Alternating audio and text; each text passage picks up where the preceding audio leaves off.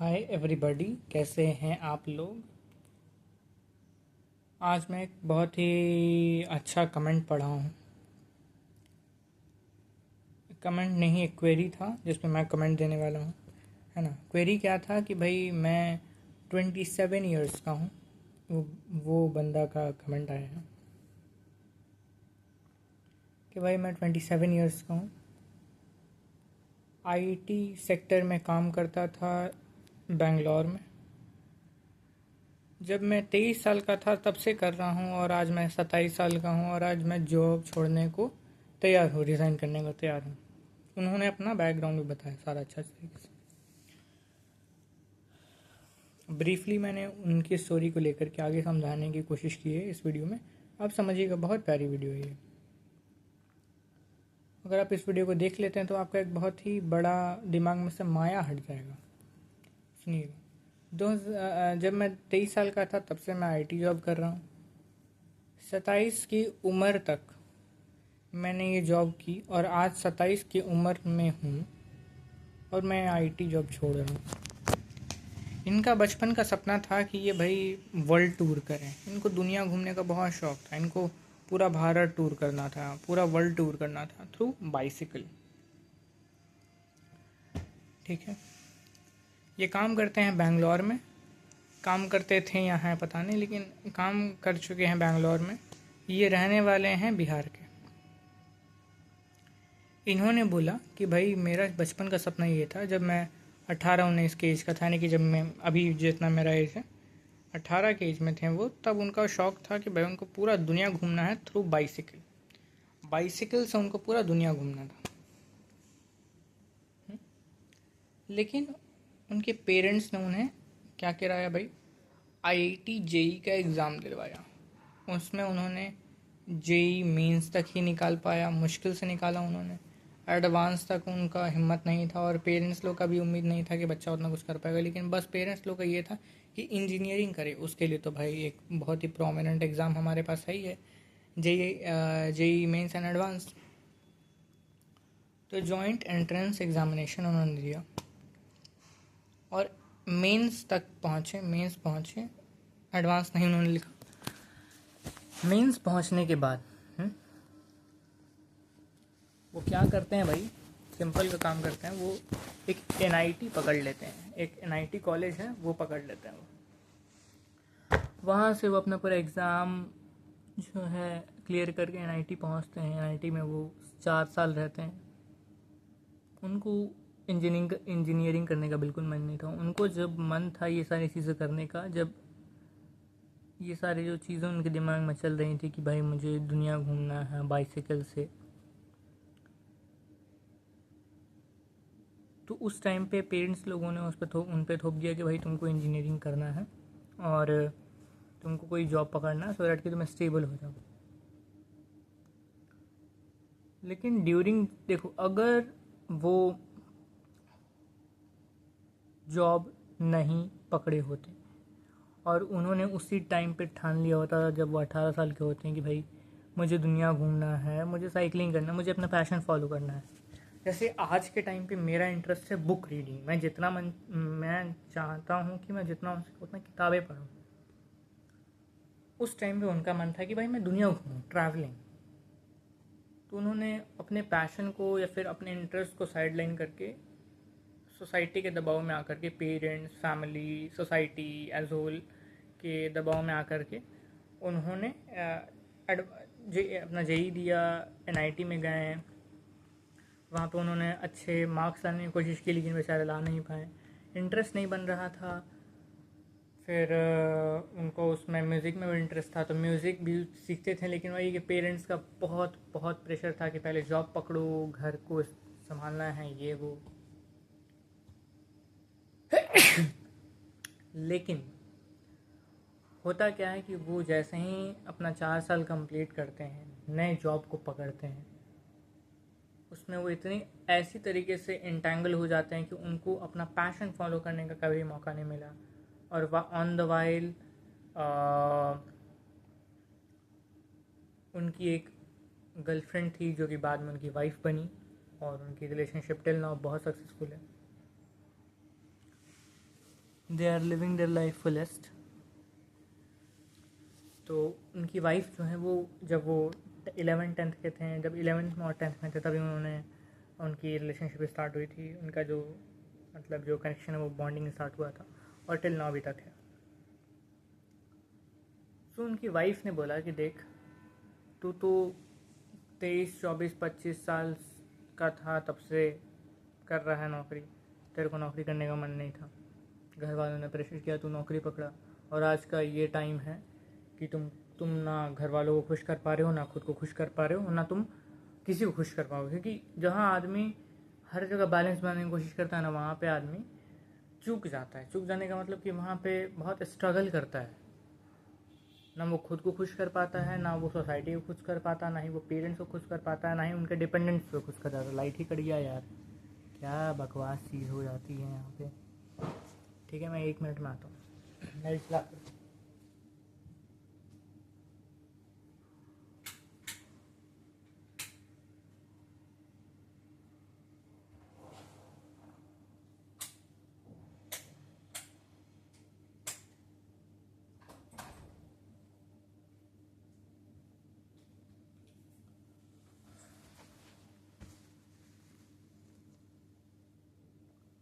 वो इन दोनों में से किसी को भी ढंग से खुश नहीं कर पाता, ना वो पेरेंट्स को खुश कर पाएगा और ना वो खुद को खुश कर पाएगा। खुश करने का मतलब वो दोनों के इंटरेस्ट में नहीं आएगा, ना खुद के ना पेरेंट्स के। तो होता क्या है ना, उसके वाइफ ने बहुत ही बेहतरीन एडवाइस दिया, जो कि अगर मैं भी उसकी जगह पे एज अ गुड फ्रेंड होता, एक अच्छा दोस्त होता, तो मैं ज़रूर उसको ये बात ज़रूर समझाता। उसके वाइफ ने कहा कि देख,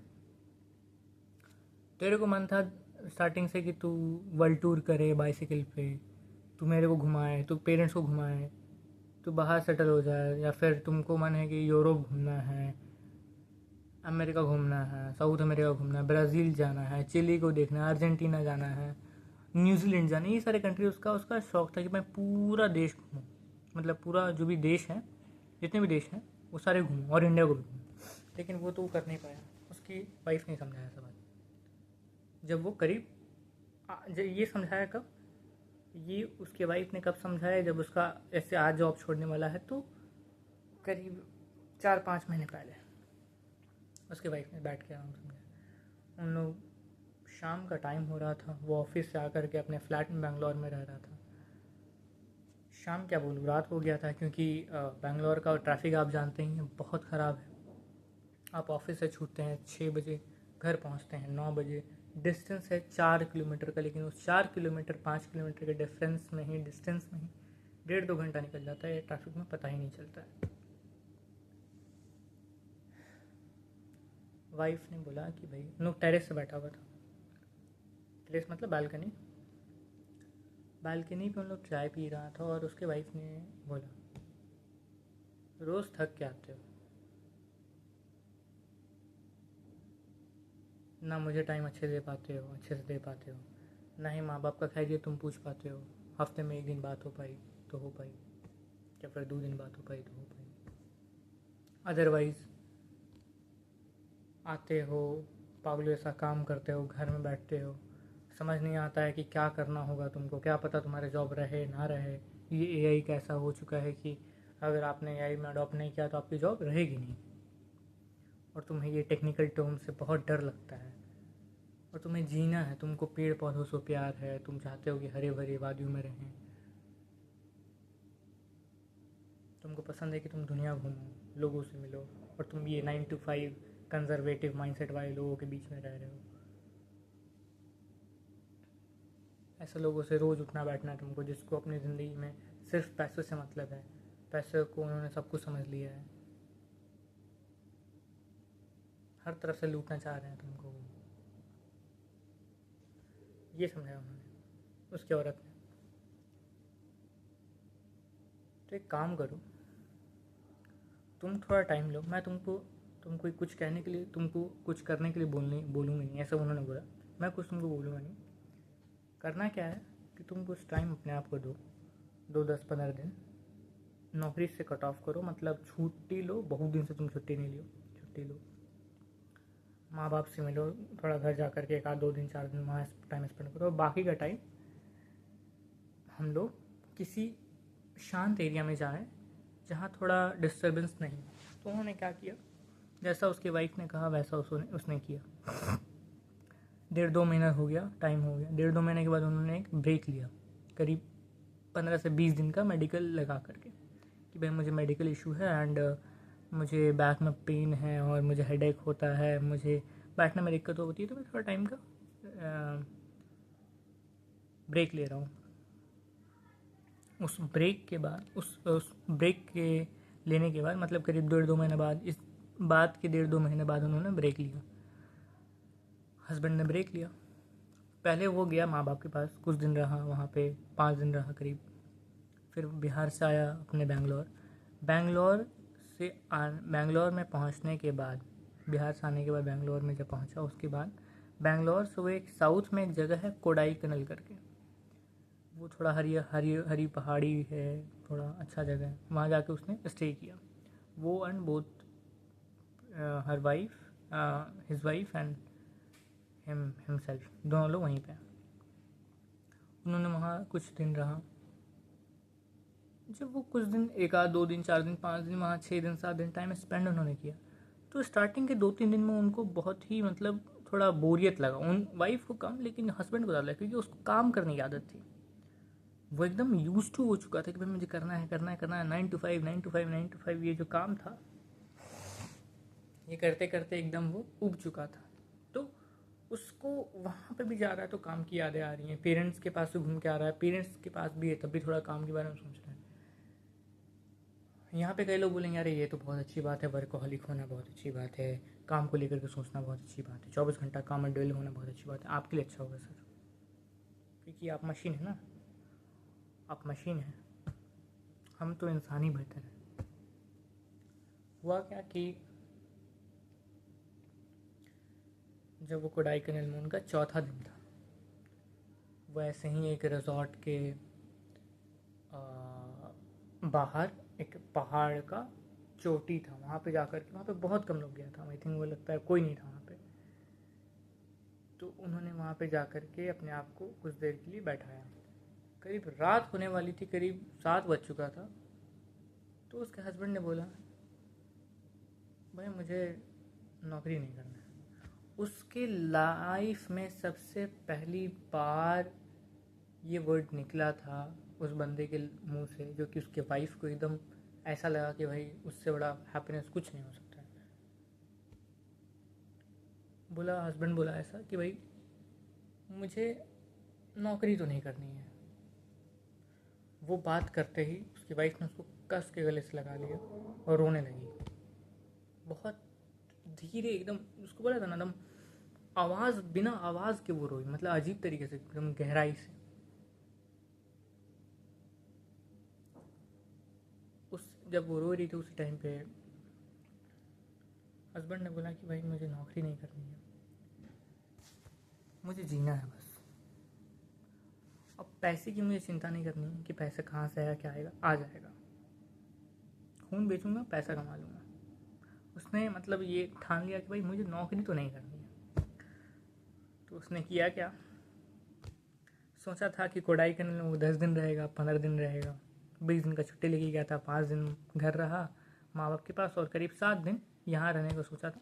चौथे दिन उसको रियलाइज़ हो गया मतलब कि भाई मुझे नौकरी नहीं करनी है और अब बैंगलोर लौट करके काम करने के लिए तो नहीं जाना है, नौकरी करने के लिए टाई सूट लगा करके। तो वाइफ ने बोला मैं तुम्हारे साथ सूखी रोटी खाने के लिए तैयार हूँ, लेकिन ये जॉब मत कर। क्योंकि वाइफ को समझ में आ रहा था कि भाई मेरा मर्द कितना परेशान है। वो हर दिन देखती थी उसके मुंह पे टेंशन है, हताशा है, वाइफ को टाइम नहीं दे पा रहा है, पेरेंट्स से बात नहीं कर पा रहा है, खुद का हेल्थ डिटेरिएट हो गया है, वेट बढ़ते जा रहा है, खा कुछ रहा है, पी कुछ रहा है, समझ नहीं आ रहा लाइफ किस डायरेक्शन में जा रही, बस पैसा कमा रहा है सो दैट कि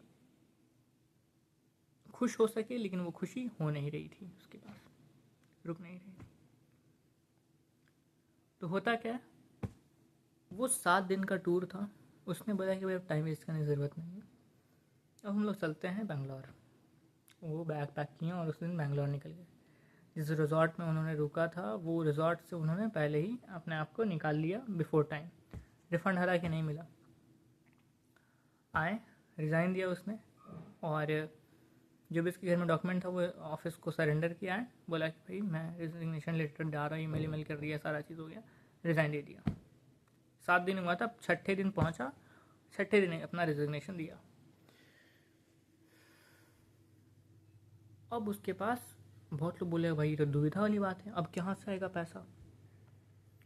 तो उस बंदे ने बोला देख भाई, मुझे घूमने का मन कर रहा है, मैं घूमूंगा, तेरे को लेकर ही घूमूंगा, पूरा दुनिया घूमूंगा। लड़की ही वैसे ही जो उसकी वाइफ है वो भी वैसे ही पागल, लड़का भी वैसे ही पागल। पागल मतलब इन गुड सेंस। बोले कि देख भाई, हमें घूमना है, देश दुनिया बस घूमना है, ये हमारा इरादा है, जो होगा देखा जाएगा, पहले ये पूरा किया जाए। उन्होंने सबसे पहला ट्रिप लिया नेपाल का। जो भी पैसे थे, सेविंग थी उनके पास, करीब अगर सही बात बताऊँ तो 7 लाख सेविंग था, 7 लाख। उन्होंने सबसे पहला नेपाल का टूर किया। नेपाल में उन्होंने पूरा काठमांडू और ऊपर का जो पहाड़ वाला एरिया है बियॉन्ड काठमांडू, जो कि पहाड़ी एरिया स्टार्ट होता है, जहाँ से हिमालय का जो ग्रेटर हिमालयाज, वहाँ पर उन्होंने पूरा घूमा। घूम करके बहुत अच्छा, उन्होंने पहला ट्रिप था उनकी लाइफ का। ट्रिप से आने के बाद जब उन लोग पहली बार बिहार पहुंचा तो पहली बार मतलब उसके दिल में से एक सुकून जैसा, सुकून भरा मतलब अल्फाज निकल रहा था, मतलब बातें निकल रही थी पेरेंट्स को लेकर के कि माँ कैसी है तुम, पापा कैसे हैं आप। ये गजब ही एक उनका फीलिंग निकल रहा था। तो वो सारी चीज़ें हुई। पहला ट्रिप था उनका काठमांडू का। कितना लगा? तो करीब 25,000 रुपये लगा पहले ट्रिप में, खाने पीने रहने में बहुत ही, क्योंकि उन्होंने बहुत ही, उनको घूमना था, उनको लग्जरी नहीं करना। लग्जरी के लिए वो जीते तो फिर बेंगलोर में नौकरी कर लेते, और लग्जरी कोई चीज़ होती नहीं। उन्हें दुनिया घूमना था, उन्हें जीना था। इंसान कौन होता है? वो जो कि अपने इंटरेस्ट पे काम कर सके, जो कि अपने आप को इंसान कहने के लायक कह सके किसी के सामने, या फिर किसी के सामने नहीं तो कम से कम अपने आँख के सामने। क्योंकि आज के टाइम पे लोग को सिर्फ पैसे से मतलब है, लोग को जीने से कोई मतलब नहीं है। ऑन द वाइल जब वो काठमांडू से घर पहुँचे, फिर वो घर से एक और ट्रिप करते हैं विद इन 2 मंथ्स, एक ऐसे देश में जिसमें मुझे जाने का बहुत मन करता है अभी भी। और क्योंकि मैं बहुत उस देश के बारे में पढ़ा हूँ, वो जगह है, उन्होंने बहुत लंबा ट्रिप लिया, वो है भूटान। उनका सेकंड ट्रिप रहा भूटान का। भूटान उन्होंने घूमा। भूटान से आने के बाद उनको एक अलग पीस की स्टडी प्रोवाइड हुई। वो बुद्धिज़्म के बारे में पढ़ना स्टार्ट किए। वो भूटान में जब गए तो उन्होंने देखा कि भाई कितना क्लीन जगह है, एक छोटा देश होने के बावजूद इतना ग्रीनरी, इतनी सेफ्टी, इतना क्लीनिनेस, इतनी पॉलिटिकल स्टेबिलिटी, इतना क्या कह सकते हैं भाई, सिविक सेंस लोगों में आ कैसे सकता है। बजाय देखा जाए तो भाई इंडिया और भूटान में ज़्यादा डिस्टेंस है नहीं। जो वो सेकंड ट्रिप करके आए भूटान, उनको ऐसा रियलाइज़ हुआ कि देख भाई, घूमना बहुत इम्पोर्टेंट है।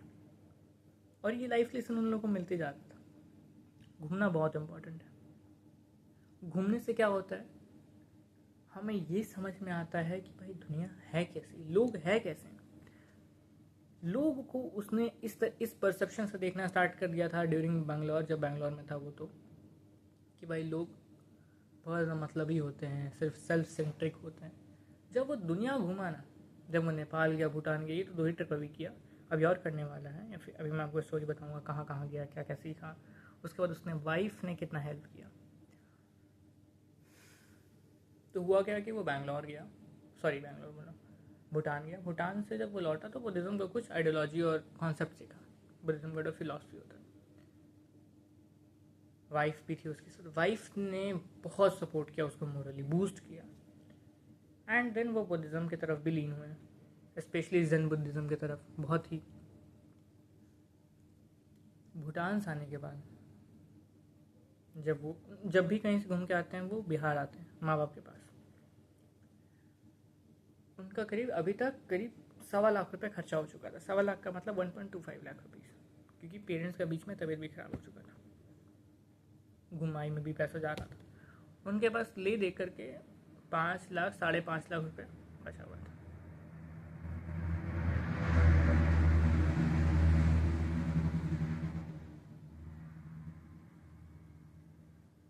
₹5.5 लाख बचा हुआ था। तो उन्होंने क्या किया ना, कि एक बहुत ही कॉन्सेप्चुअल चीज़ उन्होंने की, बहुत दिमाग लगा करके उन्होंने एक चीज़ की कि भाई उन्होंने उनका जो बाइक था घर पे, बाइक कार जो भी था, उसको रेंट पे लगा दिया। उससे इनकम आ रहा है करीब 35,000 रुपये। ड्राइवर को भी उन्होंने दिया, ले दे करके सब काट कुट के 35,000 रुपये आ रहा है। उसको उस पैसे को अपने पेरेंट्स को ही पूरा दे देने को कहा कि भाई आप लोग ही रखिए पैसा, क्योंकि जब वो बैंगलोर में थे तो ऑन द वाइल वो कुछ गाड़ियाँ खरीद रखे थे, क्योंकि पेरेंट्स का इजी हो कि शहर से गांव की दूरी बहुत ज़्यादा थी, तो वो गाड़ी से आना जाना कर सके।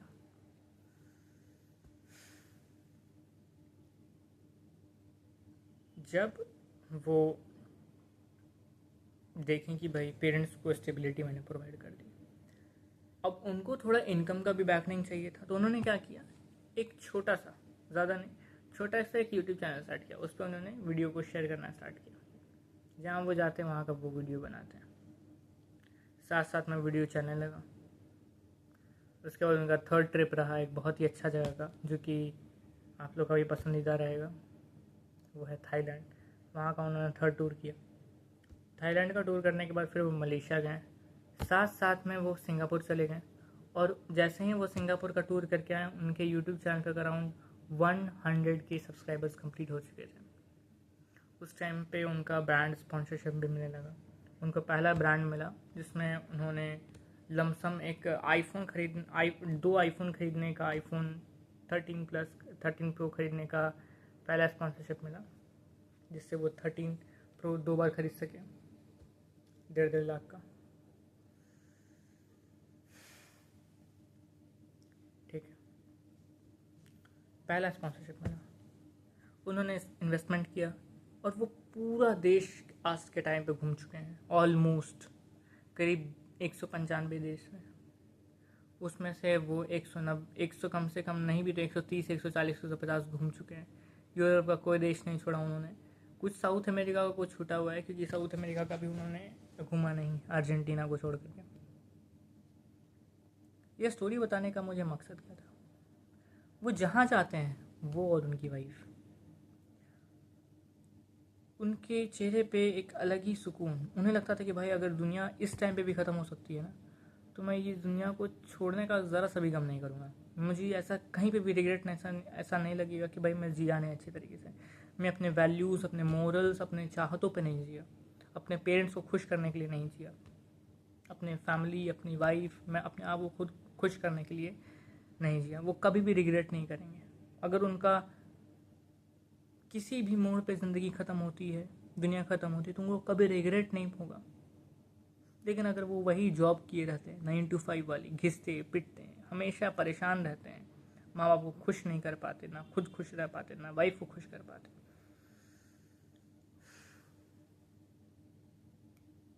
तो मरते दम तक ये बात उनके दिमाग में रहता कि भाई मैंने कुछ ऐसा नहीं किया जिससे मैं अपने पेरेंट्स को खुश कर सकता और मैं अपने आप को खुश कर पाता। रिग्रेट ऐसा नहीं होना चाहिए जो कि आपके मरते दम तक आपको दबा करके मार दे। लाइफ में उन्होंने हर देश को घूमा और उन्होंने यही फाइंड किया कि लोग अच्छे ही होते हैं, लोग अच्छे ही होते हैं, लोग अच्छे ही होते हैं। मगर स्थितियाँ उन्हें दिखा देती हैं कि देखो भाई, सामने वाला तुम्हारे साथ ऐसा किया है, तुम भी उसके साथ वैसा करो। ये जो गलती है ना, जो हम लोग हमेशा कर बैठते हैं कि भाई तुम्हारे साथ वो तुमको 1 ढेला मारा, तुम भी उसको 50 ढेला मारो। बस यहीं से अहम जाग जाता है, ईगो जाग जाता है और हम दूसरे को पत्थर, ईंटा, बारूद सब चलाने लगते हैं। कभी शांत होकर के सोचा भी हमने नहीं है कि भाई सही भी है मारना, या सिर्फ हमें अपना अहम को ठंडा करना है, ईगो को सेटिस्फाई करना है। ये चीज़ जब उन्होंने लिखा अपने डिस्क्रिप्शन में, बातों में, तो मुझे लगा कि भाई ये स्टोरी बहुत प्यारी है, बहुत प्यारी। जब हम लोग बात कर रहे थे वीडियो कॉल पे भी उनके साथ, तो वो उस टाइम पे वो एक ऐसे कंट्री में सेटल है जो कंट्री बहुत लोग का ड्रीम होता जाने का, यूएसए। यूएसए के एक कंट्री साइड एरिया में वो थे। वो कंट्री साइड ऐसा कि मतलब कुछ कुछ ऐसी फैसिलिटी वहाँ कमी नहीं जो कि एक गांव को वहाँ में रहने वाले लोगों को कमी प्रोवाइड करे, कमी हो। हर फैसिलिटी थी, खाने का, पीने का, रहने का, एक फ्रेश एयर, फ्रेश हर चीज़। अमेरिका के एक गांव में थे वो। गांव मतलब कि कंट्री साइड ही था, लेकिन एक सिटी के सब अर्बन एरिया में था। वहाँ वहाँ पे उन्होंने एक घर ले रखा है और बहुत प्यारा घर है, 2 स्टोरी का, डुप्लेक्स टाइप का। मतलब उनके आसपास कुछ नहीं है, बहुत कम लोग रहता है। और उनके पास उन्होंने वहाँ पे एक छोटी सी कार खरीद रखी है। और ये ज़्यादा सफ़र पुराना उनका नहीं है, 2.5 साल पहले उन्होंने ये सब स्टार्ट किया था बस। और इस 2.5 साल में उन्होंने क्या क्या अचीव किया वो आप समझ पा रहे हैं। जिस घर में वो रहते हैं अमेरिका में, वो उनके उनके कोई रिलेटिव ने उन्हें गिफ्ट कर दिया, ये सोच करके कि ये देख करके कि बच्चा कितना पैशनेट है। क्योंकि जब आप अपने पैशन पे काम करते हैं ना, लोग खुल करके हेल्प करना स्टार्ट करते हैं, खुल करके। वास्ट आज के टाइम पे उस घर की कीमत में भी 15-20 करोड़ रुपए हो सकती है, लेकिन उन्होंने ऐसे ही दे दिया। तो ये क्या दिखाता है कि अगर आप अपने पैशन पे काम करते हैं तो आपको कभी भी किसी से भीख मांगने की तो ज़रूरत नहीं पड़ेगी। बहुत लोगों को आप यूट्यूब पे देखे होंगे, अपने इंस्टाग्राम या फिर इंटरनेट पे देखे होंगे कि स्पोर्ट्स पर्सन रहते हैं, कोई नेशनल गेम खेल रखा होता है, कबड्डी में, बैडमिंटन में, और वो फिर बाद में जा कर के गाँव से आता है और फिर वो बाद में जा कर के मेडल वेडल सब मिला रहता है, सबसे रिकग्निशन मिला है, लेकिन बाद में आकर के वो गांव में आता है, फिर वो उसको कुछ खास में जो रिप्रेटेशन मिलना चाहिए, रिकग्निशन मिलना चाहिए, वो उस टाइम पे तो मिल जाता है जब उसको मेडल मिलता है, लेकिन उसके बाद उसको गवर्नमेंट सपोर्ट नहीं करती है, तो वो बाद में आकर के ठेला चलाने लगता है, सब्जी बेचने लगता है। तो उससे क्या पता चलता है कि उस बंदे में उसको काम करने का पैशन नहीं था, उसको बस उस माइलस्टोन को पहुंचने का जुनून था, जो कि वहीं पे ठंडा हो गया। अगर उसका दिल से ये चाह आता कि भाई मुझे खेलना है, तो उसको मेडल मिले ना मिले वो हमेशा खेलता रहता, और वो हमेशा ही कुछ ना कुछ अच्छा अचीव करता, और उसको कभी ठेला, कचौड़ी, जलेबी बेचने का ज़रूरत नहीं पड़ता, कभी नहीं पड़ता। इसलिए अपने पैशन को ढूंढिए, जो अच्छा लगता है वो करिए। ये बहुत अलग बात, बहुत लोग खराब बोल, मुझे बहुत ख़राब लगता है कि पहले ना नौकरी इस्टेब्लिश करो, ये करो, वो करो। अरे भाई, दुनिया में नौकरी बचेगी तब इस्टेब्लिश करोगे। पहले खुद को जानो कि तुम हो कौन, तुम कर क्या सकते हो, तुम बन क्या सकते हो, तुम चाहते क्या हो। हर लोग में एक यूनिक क्वालिटी है, बस पहचानने की देरी है। अगर आपको यूनिक क्वालिटी दिख गई तो आप उस यूनिक क्वालिटी पे अपना बेसिस क्रिएट करके आप उस पर बहुत फंडामेंटल अच्छा बना करके आप बहुत ऊपर ग्रो कर सकते हो, फैमिली को लेकर के, पेरेंट्स को लेकर के, सब चीज़ को लेकर के। और अभी जिस बंदे का मैं बात कर रहा हूँ, उसकी वाइफ एक बहुत बड़ी मेंटर की तरह सामने आई, बहुत बड़ी मेंटर की। और मैं ये कमेंट जो पढ़ा, ये करीब 1.5 साल पुराना कमेंट था। मैं वैसे यूट्यूब का कमेंट खोलता नहीं, क्योंकि मेरे पास यूट्यूब स्टूडियो है नहीं। बहुत दिन के बाद मैंने यूट्यूब स्टूडियो को लॉग इन किया, मैंने कमेंट देखा, मुझे लगा कि भाई अब इस पर बात करना चाहिए। मैंने वीडियो कॉल किया, उन्होंने अपना कमेंट इंस्टाग्राम दिया, वहाँ से बात स्टार्ट हुई, कांटेक्ट हुआ, व्हाट्सएप पे आए, वीडियो कॉल हुई, ईमो हुई, सब चीज़ हुई। आज के दिन मुझे अगर किसी को एक एडवाइस देना हो तो वो क्या देना हो चाहिए लोगों को, ये कि हर काम करो, पढ़ो भी, लिखो भी, पेरेंट्स का बात भी मानो, लेकिन अपने उस आग कभी बूतने मत देना। अगर यही बंदा सोचा रहता है जो अभी जॉब कर रहा होता है कि भाई जॉब ही करूँगा, नहीं कुछ करूँगा, इसकी वाइफ कितना ही बोलती रहती है, अगर इसके दिमाग में अंदर से खुद कूद के नहीं आता कि भाई हाँ जॉब नहीं करनी भाई, अब जो करना है खुद का करना है, खुद से चलना है, दूसरे के टुकड़ों पर नहीं पलना है, घिसी पिटी ज़िंदगी नहीं जीना है, लोगों को दिखा कर क्या करना है। लोग आज रहेंगे कल चल जाएंगे, 2 साल बाद बोलूँगा चल जाएंगे, वैसे भी नहीं बोलूँगा तब भी वैसे भी चल जाएंगे। सोचेंगे कि भाई लोग कि भाई पागल हो गए, सोचने तो कहने वाले कुछ भी कहेंगे। अगर आप अपने आप को इंटरनली स्ट्रांग बना देते हैं थ्रू सेल्फ अंडरस्टैंडिंग, तो आपसे बड़ा विनर कोई नहीं हो सकता। तो उस बंदे के लिए सक्सेस क्या पता है?